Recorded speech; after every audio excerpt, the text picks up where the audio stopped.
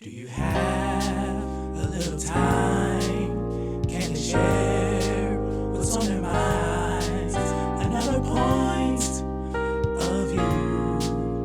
They'll speak their truth. They'll make you laugh. They'll make you smile. It's the Marlows with Mike and Anthony. It's the Marlows. It's the Marlows.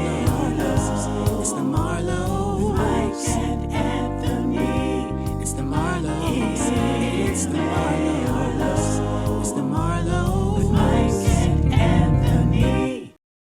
Hello everyone, I'm Anthony. I'm Mike. And we're the Marlows. So today's show, we're going to talk about our most recent weekend. Okay. When this time we actually did go back down south. Once again. And instead of being with my family, we actually spent time with Mike's family. Yeah. So we're going to talk about that. Yeah. That was fun. That was fun. Now, it was cool because it was good to see him around his family and especially his niece who he has yet to had not met yet. Right. Because circumstances have been so that we get to spend more time with your family. So it's just good. Yeah. It was a refreshing change of pace just to be around my family and just how much different they are. I know. I don't know what that's supposed to mean. But No, it's just different. Like, it's like when you were there, we were just very laid back, and it was just very, very slow pace, and not even in a bad way. It's different. Well, I mean, it wasn't. That you all are in Augusta, Right? Which is, I mean, that's not to say that Charlotte is this big booming metropolis, but no, but if you've been through Augusta, it's a slow pace. I mean, yeah. I mean, it was nice though. Like it was nice to see you with your sister and you with your father and your stepmother. But again, like I said, more so you're not more so, but especially your niece. She's 2 or 3. She's 2 now. She's 2. She has a lot of personality for a 2-year-old. Yeah, she has a lot. I feel like she has all the personality of my sister. Keep talking. my sister's mom, my grandmother, all of them are all wrapped up in that little girl, and she is a handful, but she is so much fun. And like I was telling you before, it's funny how she's not forming complete sentences yet. She knows words, but she knows the key words to get her point across. Yeah. So it's just good. It's just it's funny to see her communicate and get her way pretty much no matter what. Yeah, there was a couple of moments when I felt like I was being mean or the bad guy because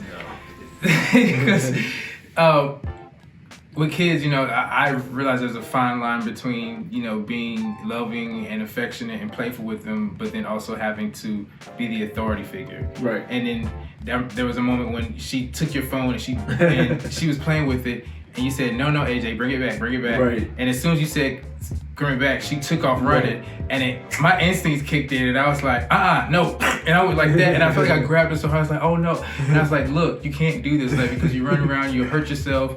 And then, honestly, what I was thinking about that phone. I was like, if she run around and crack that phone. Right. But I was like, I hate to be the bad guy here, but you have to listen to your uncle and your mother and so forth. And so I always try to explain. Yeah. Which I feel like they understand. I really do. They really do. Just like the one time when she had the tablet. Like most kids nowadays have tablets, which is crazy. But she had her own little tablet. And she was watching Curious George. But at some point, for whatever reason, she started banging on the tablet. No, she was jumping up and down. That's what it was. But the tablet was sitting on the fireplace. On the fireplace, right. So she had the tablet on the fireplace, and then she's just jumping up and down on it. I don't know why. Because she's 2. That's but it made no sense. There's no logic. It made all the sense in her head. But it's like you told her, it's like, no, don't jump on it, because then you'll break it, and then you won't have it anymore. Oh yeah, I did. And then she looked, and she's like, and then when you walked away and you sat back down, and she looked like she wanted to jump on it again, but she didn't. And then that's when she went, just like she wanted to.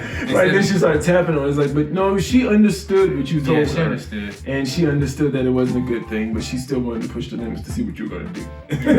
That's nothing but my sister for you. There was a moment in front of when y'all was sitting in front of the fireplace, and you were you were trying to get a picture with her, but she was was doing a whole lot. But it was, I don't know, something I actually recorded it. But it was something about that moment. I don't know. It just made me look at you differently and see you differently and all sorts of stuff. And I don't know. It was like, oh, that's my husband. Look at him. You know, I don't know. But yeah. No, it was nice, and for me, it was. Well, let's be real. It was really, really nice. It was a little shady, and I did feel some kind of way a little bit, but it was really, really heartwarming when we got there, and I saw my sister, and I hadn't seen her in a few years. I hugged her, and then I saw my dad come from around the corner, and I go to do like this, like, hey, Dad, and he's like, yeah. He's like, I want to see this guy. Oh. He pushes me out the way. Hadn't seen him in a couple of years and went straight to hug this one, and but no, that was heartwarming for me, just for you to be accepted and just really full of love, because that is the dynamic with my family that's totally different from yours. Just that like over the top affection and love. Oh, I was about to say, when you say we don't love people, no, you guys show it, but your mother has never come running out the door. You're right. My mother has never come out the door like to this. hug my. No, but I've always felt love. It's just in a different way. But if it means that their mother never come out the door to come hug me either. Exactly. So that's why it's totally fine. But I really enjoyed that moment. Well, they all really embrace you.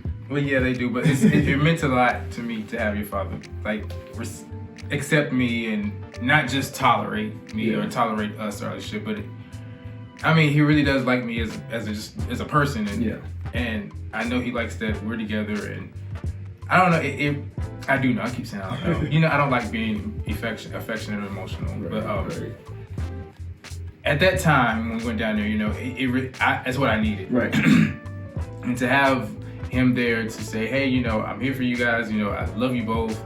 And he was like, I called him Pops, and it's like, I was like, hey Pops, what's up, and I said it, and we left and everything. He hugged me both times, leaving and going. So, right. Oh, by the way, they're vaccinated and stuff. So, there you go. We definitely but anyway, just had to throw that in there. But yeah, it's something I really, really need, because I realized I had been feeling like I didn't have that fire. Yeah. That figure, somebody I can call or talk to, someone's older than me, a mentor, father figure, or whatever, to say, hey, I don't know, just know somebody's there that cares about you. Yeah, it means a lot. And it really does, and it certainly comes from a genuine place. Yeah.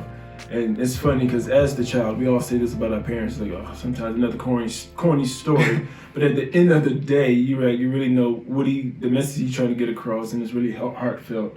And he really cares, he really just wants the best for both of us, honestly. I really do feel like that. The funny story, I told you when we were about to leave and you didn't know. I guess I didn't tell you till a few days after we got back, but as we were leaving, he gave me a hug, whatever, and he turned to walk away, and he came back and he said, listen, I'm gonna tell you something. Right. And he gave me some advice. He's like, and it was like a small piece of information, but it was nothing groundbreaking or anything like that, but it was just like, it was when I told it to Mike, he was like, yep, that's it, man. Because he was like, listen, if you focus on the things you don't have. Well, if you focus, no.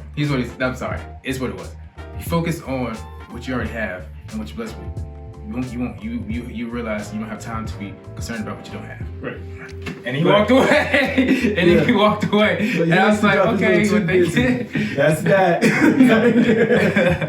So, and it's awesome. Like, it's good. It was nice. Again, it's like you don't realize how much family means to you until you're not with them as much. Mm-hmm. And you don't get to see them as often, and you get a chance to see them and you get to spend time with them, and you're like, oh, this is what I miss about family. Like, it's so easy to be like, I'm done with them. I'm done with I don't feel like being bothered when you're not face to face and when you only conversing via text or phone, and then there's life drama going on. Exactly. So it's easy to be like, I don't have time. Yeah. Right. But it kind of it's hard to kind of cut them off and push them to the side when they're right there in front of you. Like all the good and loving things that like it's like, dang it.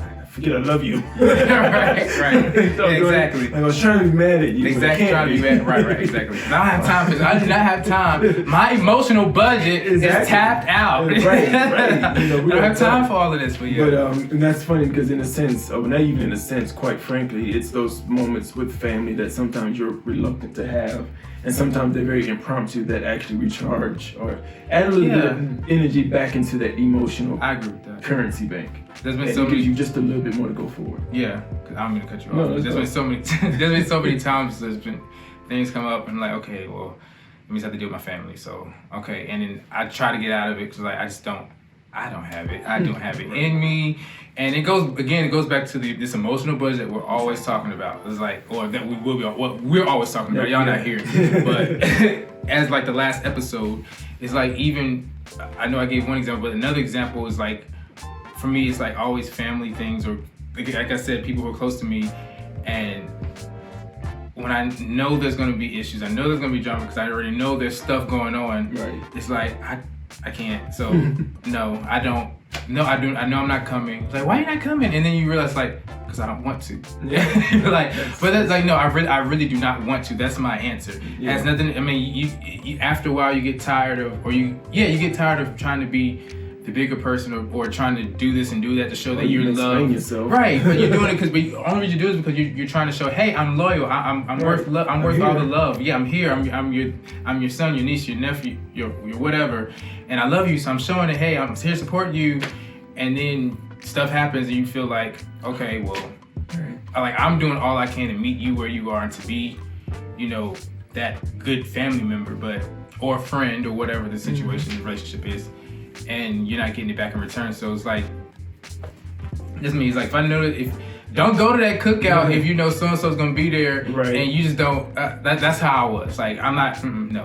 So, but it's like there are times when you just have to bite the bullet and go and be with your family. Right. And then those times are like, it brings it back in. Oh, I should come back more. I should come down more. And then you come down more, then the cycle continues. I ain't dealing with the nigga on my nerves. I mean, but it's I guess that's what family is. That's what family is. But it's you're really evident, like with your cousins. You love them, and it's like every time you guys have a little bit of distance, there's always, I'm sick of this person. Da, da, da, da, da. But as soon as you all in the same city together, like there's no separating you guys. Like, you're going to be together. You're going to get together. Act stupid. Right, and sing and right. It's going to be a good time no matter what. So it's just. Family is one of those things where it drains you as much as it recharges you in a good family dynamic. And I think that's really what you want to hope for when you think about family. Sometimes family dynamics are not like that. Mm-mm. Sometimes they are completely draining and you do need to separate yourself from that. And especially for us when we learn the value of what we call chosen families at times. Sometimes you have to choose to be with a different group of family. But once you've learned or you've found that family unit, it will at times drain you. It will take something from you, but it will also recharge you. And at the very least, it should level itself out. It shouldn't take away from you being able to go to work and all the other stuff in your life. It should level itself out. Because that's a hell of a drive.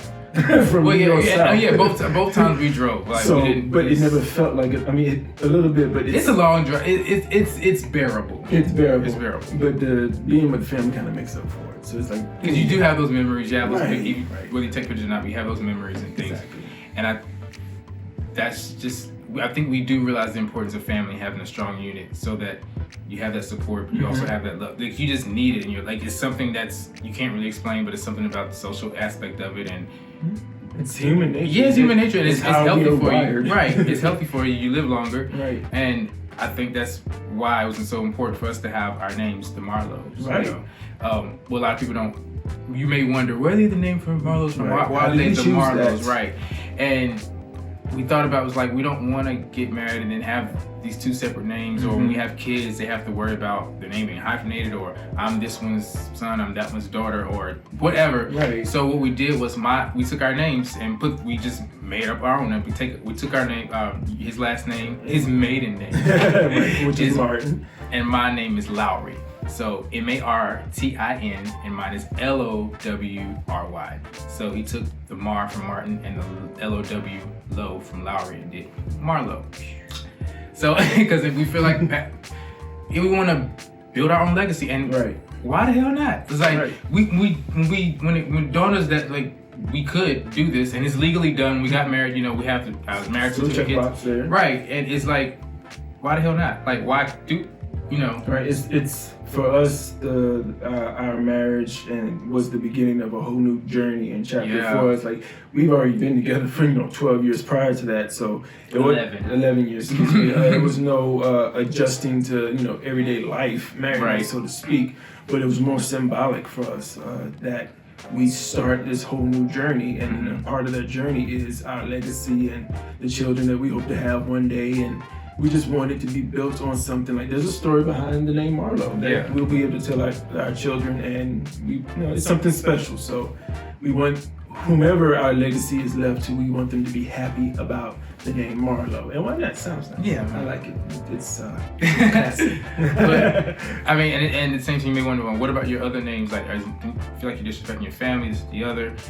We have our personal reasons why we were able to reconcile that within ourselves and between each other and between our families. Yeah. So that's another story, and we'll get into that later. But the most importantly is that like we haven't forgotten where we come from or who we are. Right.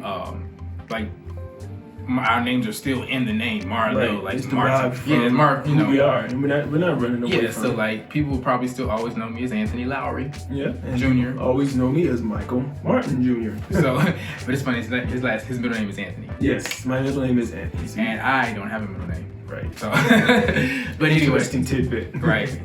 But yeah, that's why I think it's a great foundation. Mm-hmm. Basically, that's what it is. You take all of who you are and your history and how you became to who you are. You take all of who I am and my history and how I became who I am. You put that together, and we start a whole new legacy and foundation.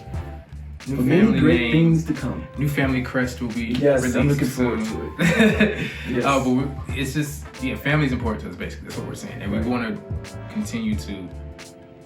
I don't know, soar roots. And I don't know. Even if I know. Right. But even if like we always say even we're not able, we don't have our own per se. Mm-hmm. We would like to adopt. You know, we right. would definitely like to adopt. At least I know I want to adopt at least one. And I don't care about the age. Like I don't care about like a lot of people say I want them when they're smaller or they're small. Infant babies. I was like I'm cool with taking them at whatever age. Yeah, for me it's like at whatever point I can be useful in that child's life. Right, that's what I'm thinking about. And I know it's like I like kids and I know I'll get attached. Like I don't want to just be a foster parent. Like I know that's a great thing. Mm-hmm. I'm going to get attached, and I'm not going to want to give that child back. I want to see that child grow and mold into everything that I know that they can be. So whether that's infant because infant need a new home or whatever, or it's an older child that just for whatever reason no longer has their parents and needs a new home, I'm open to it because I'm open to it too because I think it's a wonderful thing. Well, for me, I'm open to it because so many times people say, I want to have a baby, I want to have a kid, I want to have family, and they think about baby and how cute they're going to be.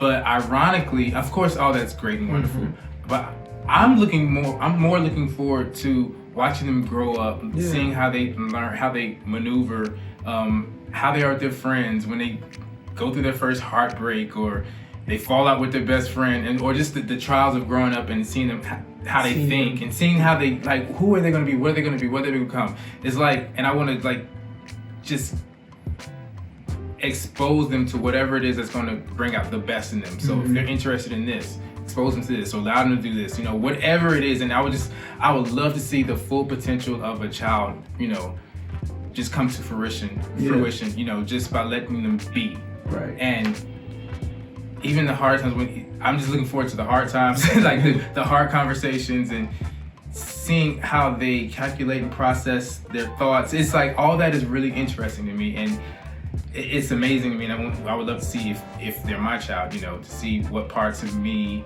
or maybe other family members, their grandparents, aunts, uncles that would remind them of me or me of them, whatever. You know what I'm saying? Yeah. That's all really so interesting to me, and I would love to have that experience. Yeah, I agree. I totally agree. I have nothing to add to that point. So I think that's just our view on, I guess, family. It was another weekend of family down south in sweet Augusta, home of James Brown. Yes. The Masters. The Masters golf tournament. I want to see how that's much racist. Never mind. I know that. I was in. But who else? There's other people from Augusta, Georgia. Jessie Norman. She's an opera singer. A few other people. I can't remember right now, but it's a nice little place. It's quiet. It's funny. Those people are friendly as crap. That was funny. Okay, so we were Mike. We were not walking, we're not skipping, we're not jogging. We were in a car, y'all. In a car, driving out of his father's neighborhood. Right. And there was these white people when they were walking. Were they walking dogs? They were walking dogs. Walking dogs. Yeah. And then older white couple. Yeah. So we were driving this way, and they were walking this way, and they waved and stuff. Hey. Yeah, like really. I was like, dude. I was like, do you know that? It's like, no, we're just in Augusta. I'm like, why they speaking so hard? Why? They was speaking real like almost excited. Even the neighbor girl. Oh yeah, that was okay. So this was cute. There was a little neighbor. His parents' neighbors. Right. But they're from Utah. But there was a little girl, and it's like I saw her, and it's like and she. So the parents spoke. So we wove, and I was like, hey. And then as soon as I said hello, the little girl just got excited. Oh my God! She came right over. I was like, right here, another person. She was like so excited. So I was like, well, okay, social distance because I don't know you. You're your parents thinking I'm coming to take you. Yeah, right. All types of stuff. No, but they were really nice. Kids are friendly. Even my niece AJ was like that. There was another couple walking by, a couple dogs or whatever. Oh yeah. And AJ and I were out playing in the yard, and like they say, you can't take your eye off of kids for a second. And so I think I looked to the left, and all I heard was woof woof. Woof woof, and that's AJ saying woof woof because she sees this couple walking dogs and they're waving at her and she's waving at them and she's running towards them. I'm like, no, in the middle of the street. Right in the middle of the street is another one of those moments like you have to snatch up a kid real quick. It's like it's like, oh God, I'm sorry, I snatched it up, but you can't go running off into the street to strange people you don't know because you see a doggy. You see a dog. Right, but it's cute enough. It's cute enough. Kids are so. That's how you know they're pure and they're genuine because they're just loving and embracing she has no reason to have any hate or animosity towards people that are approaching her because she hasn't experienced it yet. Right, and that's how you know it's taught. Right. But again, that would be a whole nother episode. Exactly, so we'll pick that up another time. Maybe. If it brings us joy. We like to bring the joy. Right. So, yeah, that's been our couple of weeks actually. It's actually been our month. Right. And other things going on that, of course, we haven't shared with you all yet. Yeah. Tell y'all all that business. Yeah, but you always got a little something in the pocket brewing. Yeah. So anyway, all right. I hope y'all enjoyed. I really do. And we will see y'all. Oh, and make sure you like, share, and subscribe all of our videos. Don't forget to do that. Please like, share, subscribe. Please. If you really love us, you can support and all of the stuff. All that. At least like it. Maybe share it to a friend. We have a few episodes that we know one of them has to spark the interest. Right. Exactly. So just pick one. Right. Anyone. And if you do that, we'll be back. Okay. Right. All right. Bye-bye. Talk to you soon.